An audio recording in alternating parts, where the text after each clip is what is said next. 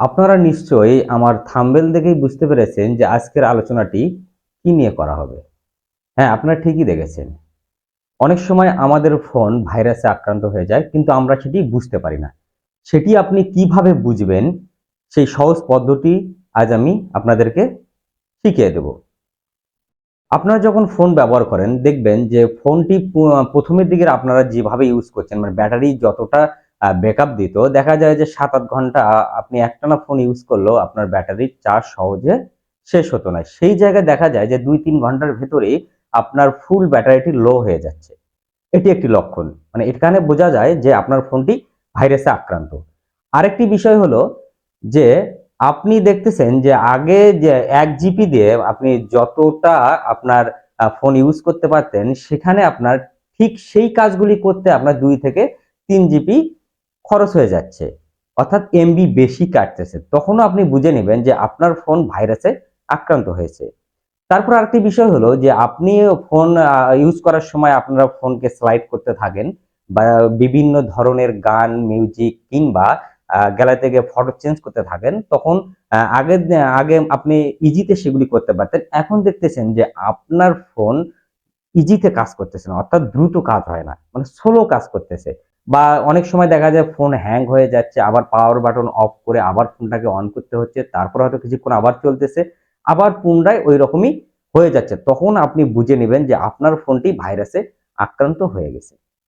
এখন বিষয় হলো যে ভাইরাস কি করে আপনার ফোনে প্রবেশ করলো?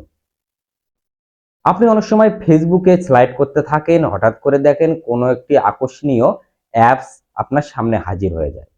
আমরা কি করি? না জেনে না বুঝে ওই অ্যাপ সম্পর্কে আমরা কিছু না জেনেই আমরা সেই অ্যাপসটিতে ক্লিক করি বা ওপেন করি। সেই অ্যাপসের মাধ্যমেও আপনার ফোনে ভাইরাস প্রবেশ করতে পারে। এটি আপনি ক্রোমের ক্ষেত্রেও হতে পারে, ইউটিউবেও হতে পারে, যেকোনো ব্রাউজারের মাধ্যমেও হতে পারে। এজন্য আমাদেরকে সজাগ থাকতে হবে যে আমরা যে অ্যাপসগুলি সম্পর্কে আমরা জানি না সেগুলি আমরা না জেনে কখনোই ক্লিক করব না বা ওপেন করব না। তাহলেই আমরা এই ভাইরাস থেকে অনেকটা সেফ থাকতে পারবো। এখন বিষয় হলো যে যদি আপনার ফোনে ভাইরাস অ্যাটাক করে থাকে সেটি আপনি কি করে বুঝবেন? আপনার ফোনে এমন একটি জায়গা রয়েছে যেখানে গেলে আপনি জানতে পারবেন যে আপনার ফোনে ভাইরাস আছে কিনা। এখন ভাইরাসকে তো আর দেখা যায় না। সেটি কোনো না কোনো অ্যাপসের মাধ্যমে আপনাকে দেখতে হবে। আপনি আপনার ফোনে হয়তো এমন কিছু অ্যাপস আবার প্লে স্টোর থেকে ডাউনলোড করেছেন যেগুলির মাধ্যমেও ভাইরাস আপনার ফোনে প্রবেশ করতে পারে। সেই অ্যাপসগুলি কোন, কোন অ্যাপস সেগুলি আপনি সেই সেটিংস এর মাধ্যমে জানতে পারবেন। তখন আপনি সঙ্গে, সঙ্গে সেই অ্যাপসগুলিকে আনইনস্টল করে দিবেন বা ডিলিট করে দিবেন। চলুন দেখা যাক যে আমাদের ফোনে ভাইরাস আছে কিনা আমরা সেটি কিভাবে জানবো।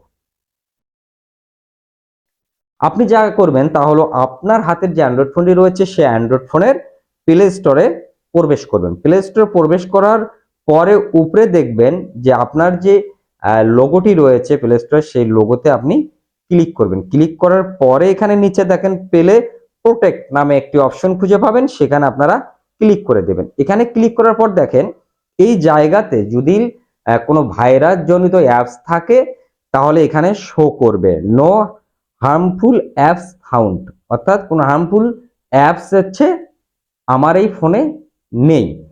এখন সেটি আপনি কিভাবে করবেন? মানে এখানে একটি সেটিংস আছে যেটি আপনাকে অন করতে হবে। যদি অফ থাকে সেটি অন করে রাখতে হবে। আমরা চলে যাব উপরে সেটিংসে।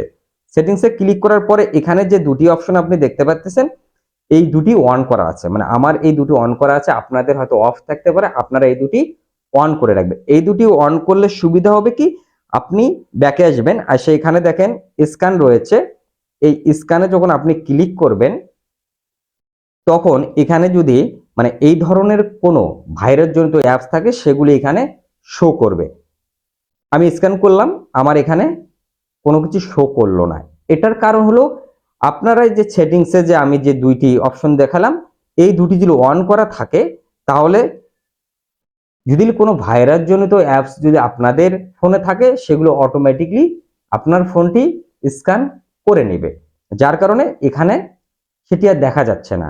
মানে ভাইরাস যখন সেই অ্যাপসগুলিকে অ্যাটাক করেছে ঠিক ওই সময়ই তারা সেই ভাইরাস অ্যাপসগুলিকে রিমুভ করে দিয়েছে, যার কারণে এখানে আর ভাইরাস শো করতেছে না। তাহলে আপনারা বুঝতে পারলেন যে কিভাবে আপনারা বুঝবেন যে আপনার ফোনে ভাইরাস অ্যাটাক করেছে, আর যদি অ্যাটাক করে থাকে সেটি কিভাবে আপনারা রিমুভ করে দেবেন। হ্যাঁ বন্ধুরা, যদি আমার এই ভিডিওটি আপনাদের ভালো লেগে থাকে তাহলে আমার এই চ্যানেলটিকে সাবস্ক্রাইব করে দিবেন, আর আমার ফেসবুক পেজ রয়েছে সেই পেজটিতে একটি ফলো করে দেবেন। আজ এই পর্যন্তই, আগামীতে আবার নতুন কোনো আলোচনা নিয়ে আপনাদের সামনে হাজির হব। ততদিন ভালো থাকবেন, সুস্থ থাকবেন। আল্লাহ হাফেজ।